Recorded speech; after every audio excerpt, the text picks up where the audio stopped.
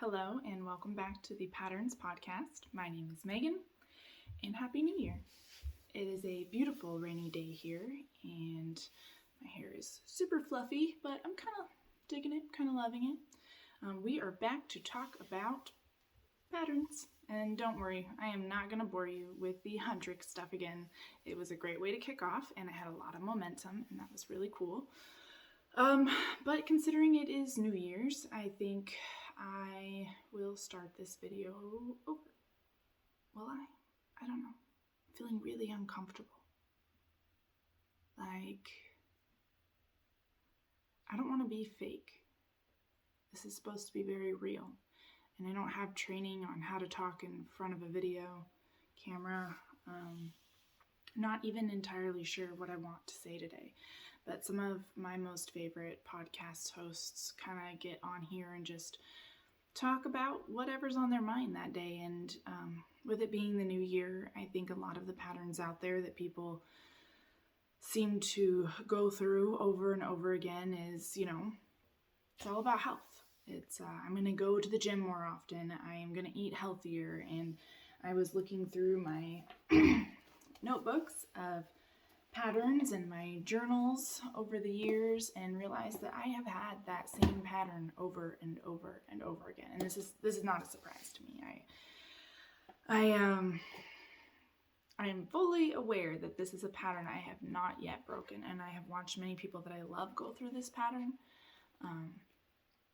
I watch many people suffer from health issues, myself included. I seem to get these weird random health problems kind of out of the blue,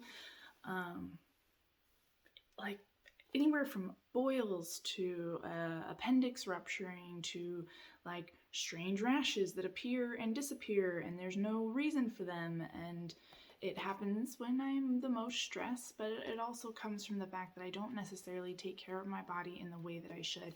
And in my journals and in my notes there are just,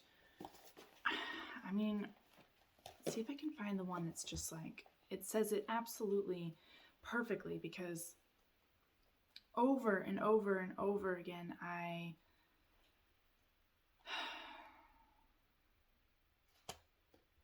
continually bring myself to this point. Here we go. You think I would have learned my lesson by now. Exercise daily, eat healthy, practice yoga, meditate every morning. Another cycle has come and gone, and I have forgotten the tune of my own song. And this is in 2022, and there's just handfuls of these throughout my journals, and I know what to do, and there's entries about my keto diet, which, I lost 15 pounds on, but my body rejected completely with a strange bout of sickness and telling me that I wasn't getting enough nutrients in that diet. And there's journals about my vegan experience, which I honestly felt the healthiest on and had lost the most weight on, but I also felt like a wafer in the wind, like a strong breeze could have blown me away.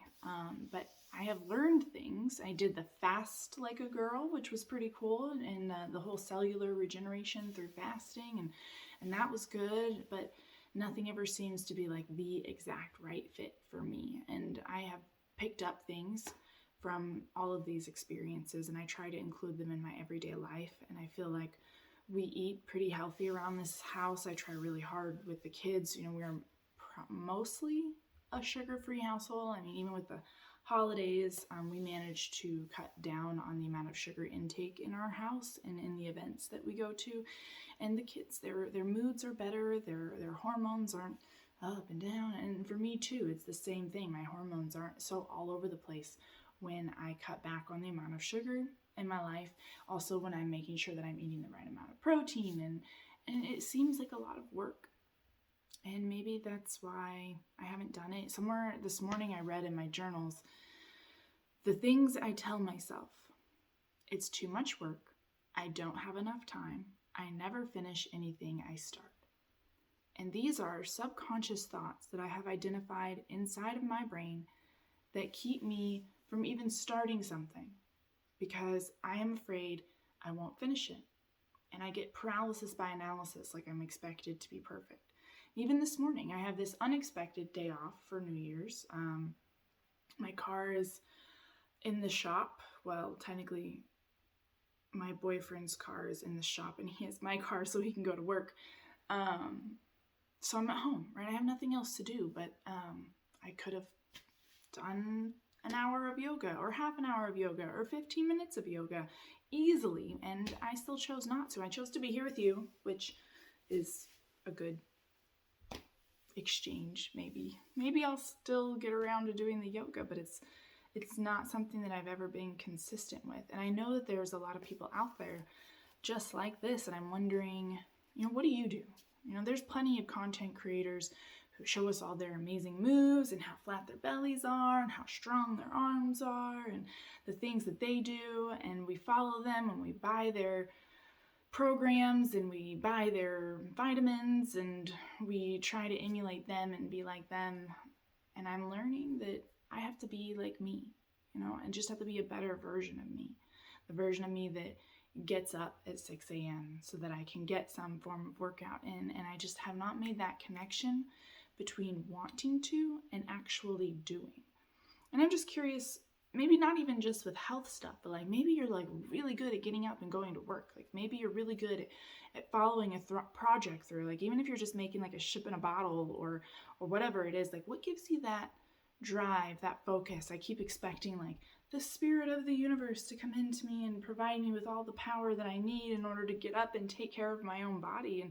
And there's an extent of asking God, creator, universe, to help me with these things, but I also think that there's an extent that I'm expected to show up and take care of my own.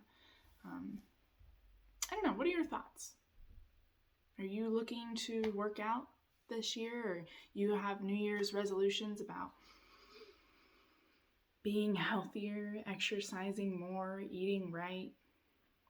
What are you experiencing with this pattern? And I know it's not just me, right? Because like gym memberships go up like crazy. Nobody who goes to the gym regularly wants to go during the new year, the first month of the year, because it's so packed full with people with their resolutions. But come February, it's back to normal. And it seems to be something that, we have gotten into as a culture.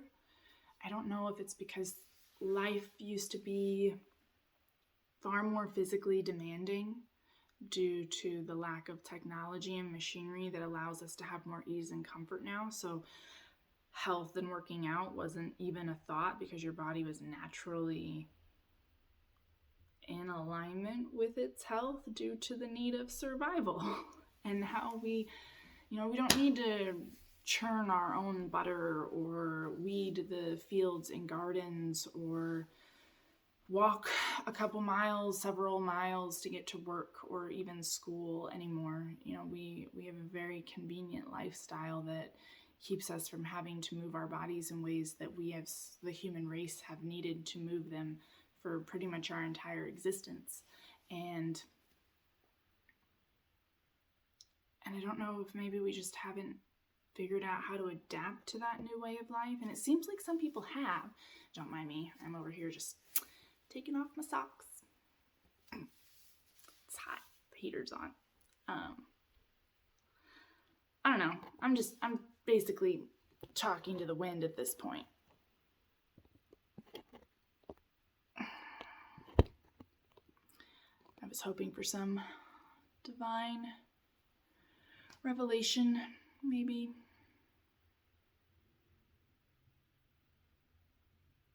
What do you do when you feel stuck? How do you move forward from a pattern that's kept you captive for years? Are you aware of the patterns that keep you captive? Do you know that we live off programming, but that we have control over what that programming looks like? And even if you are aware, like me, it's not always clear-cut, straightforward how to change that programming. How do I change the programming of my mind that keeps me from doing what's right for my body? Maybe I'm asking you, maybe I'm asking the universe, but I do believe that if you ask the right question, the answers will always come. 100%. it has worked in my life without fail. And the scariest request you can make is, dear God, do for me what I cannot do for myself, because He, the universe, power of your own understanding, absolutely will, and it does not always look how we want it to. This has only been 10 minutes long. I feel like a podcast thing should be way longer. Want to hear a poem? Oh, that's the wrong book. That's okay. Oh, sad. I didn't bring my poem book out. Okay, here we go. Ego, you have kept me alive. Thank you. I love you, and I do not want to leave you behind. Instead, I want to help you grow with me. Let us become something incredible together. I will not forsake you. When I set you aside, it is so you can rest, and I can gather information from places you cannot go. You have taught me well. It is time we both find a way to use our energies and powers to live a more fulfilled life. We can do this. I love you. People see ego as something bad, something holding you back, a sin, evil ego. And I used to also. I thought the ego in others was out to get me. I thought my ego was out to get me. But over time, I've realized it is the best tool that I have for spiritual evolution. Because my ego shows me exactly my sticking points. It shows me exactly what is holding me back from moving forward. And it presents itself in all sorts of ways. It is the commander of the pattern program. Those patterns stuck in our brains, the way that we think, are held in place by the ego, by the things the mind thinks, in order to keep you in that belief system. And that sounds nefarious, but it's a survival mechanism. Your ego isn't alive. It's not trying to hurt you. It isn't to blame for all of the things that you've done. It simply is a mechanism that creates how you see the world. And it is a gift, an opportunity to see what is no longer serving you. And it can be a huge asset because it can work with your spiritual development to hold in place beliefs that do serve your highest good. Now, ideally, in a fully spiritually evolved world, we would have shed our egos completely. That means everything that we think is real no longer exists, because our egos are really just the built version of the world we see. I think that's too much, though, to ask of humanity right now. I think right now, the best we can ask is stop fighting how you feel. Realize that you can choose better. And do everything in your power to make that better choice. Realize that your ego isn't your enemy. That it is the contrast required to see the light. Somehow, I'm going to work this into this whole health thing. Because my ego has shown me where I'm holding myself back. Now I need to find the solution to change those patterns, to change those thoughts, and choose something better. Maybe it's repetition. Maybe it's showing up every morning no matter what, no matter how tired I am. You hear that a lot. You really do. And I have a great amount of discipline in other areas. I'm very disciplined with my finances. I'm very disciplined with showing up for the kids in the best way that I possibly can. I'm very disciplined with showing up at work and doing everything that I need to do. I'm very disciplined with my devotion to my Creator, higher power.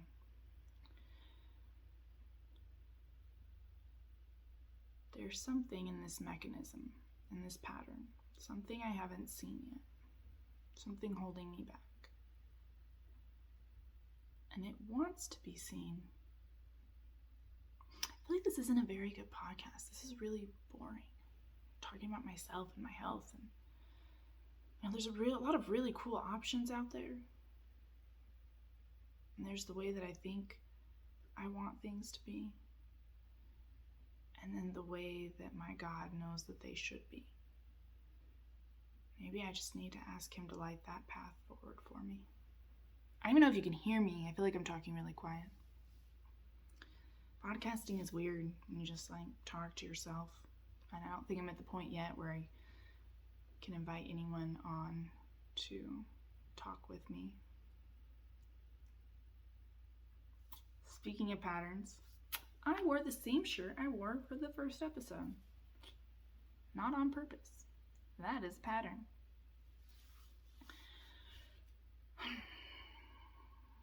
Things that our subconscious take in. Because one of the most frequently watched podcast content creators for me right now, they wear a black tank top for everything. It's weird. I didn't choose that. It just happened.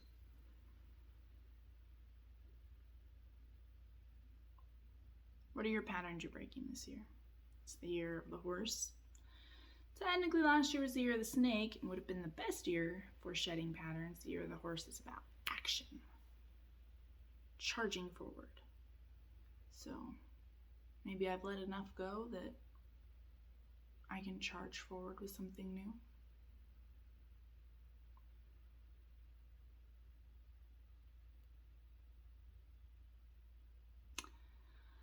Okay, 17 minutes and I'm out of stuff to talk about. Is that long enough for a podcast?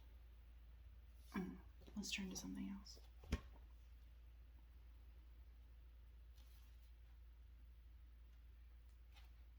Okay.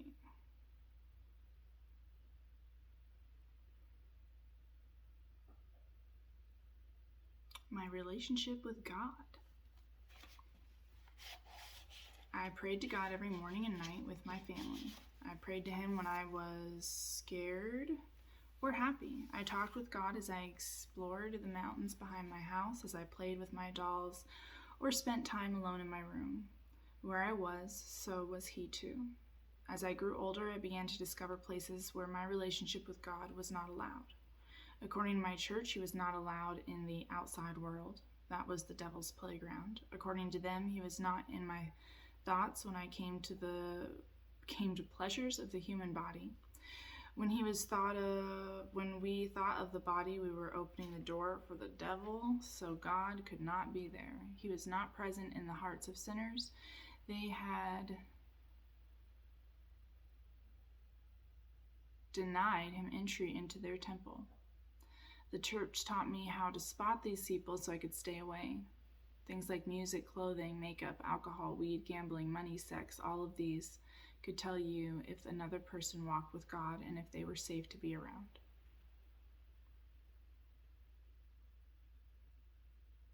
Wow.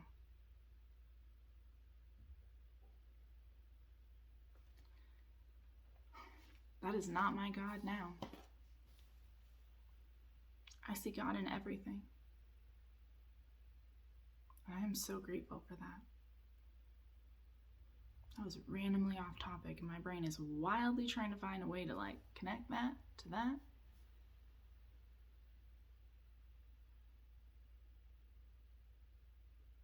I grew up with a judgmental God. God to be feared.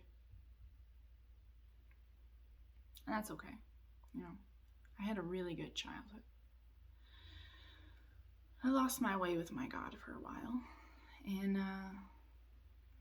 through various experiences, I found my way back. And My God is not a judgmental God.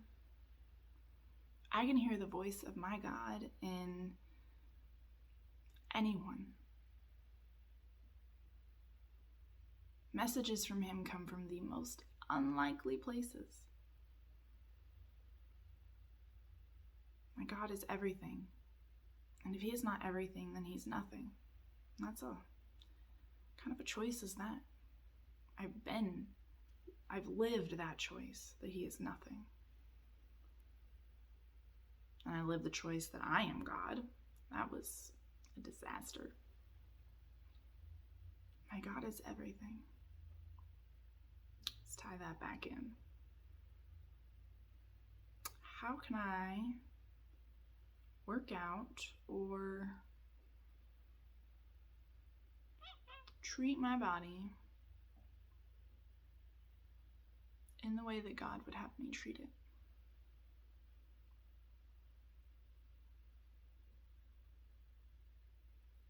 My world is a magical world. And I don't want to sound arrogant, but the way I see my world, I wish I could show it to everyone. God is in the patterns. You know, and I'm not even a religious person. So when I say God, I don't mean like Catholic or Baptist, and there's nothing wrong with those gods. I personally, I have faith.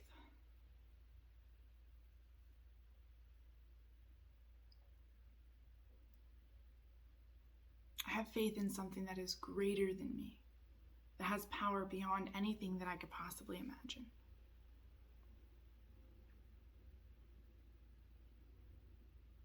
And I hear his voice in my head, not all the time, but when it counts. And every time I listen to that voice, things go really, really well, and unexpectedly so, beyond my wildest dreams. I hear his voice through other people, especially through the kids. From the tongues of babes, right? Wisdom flows or something like that. God is in the patterns.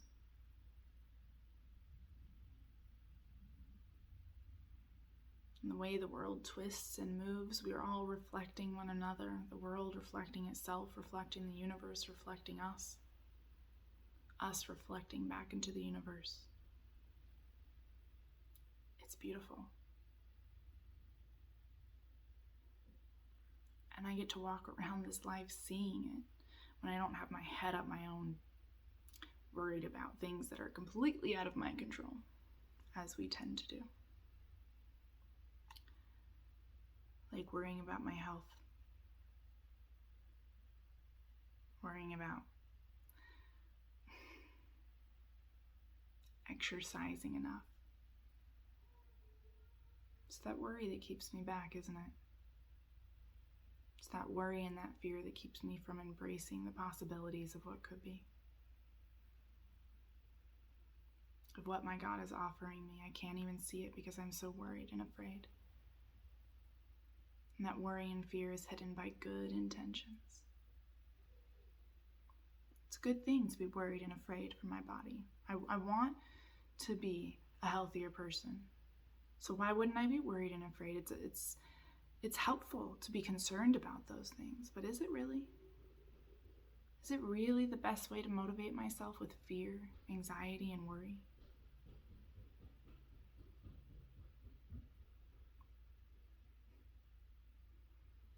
So what's the alternative?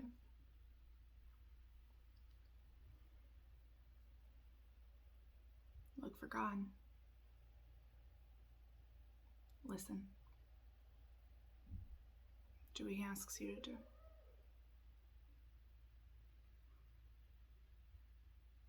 And I don't know if you heard that, but that was a kid going, woo! So I'm going to take that as a sign that that is something that I need to listen to my own words.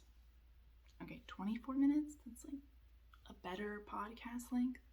And these people do hours, but like, who wants to listen to like an hour of me talking at you? Maybe when I get other people on here that we could like have conversations with. For me, just getting behind the camera is half the battle right now. I think I shared that before. I have fear of putting myself out there. Not that. Fear of the unknown. How it will be received, what it's going to look like. This is me trying to break my patterns. So watch it, don't watch it, hate it, love it. I'm going to keep doing it. Because I have to break this pattern. Thanks for being part of it. Thoughts, comments, please below. Input. Random topic ideas. Like it, share it. Either way, if you got this far, thank you.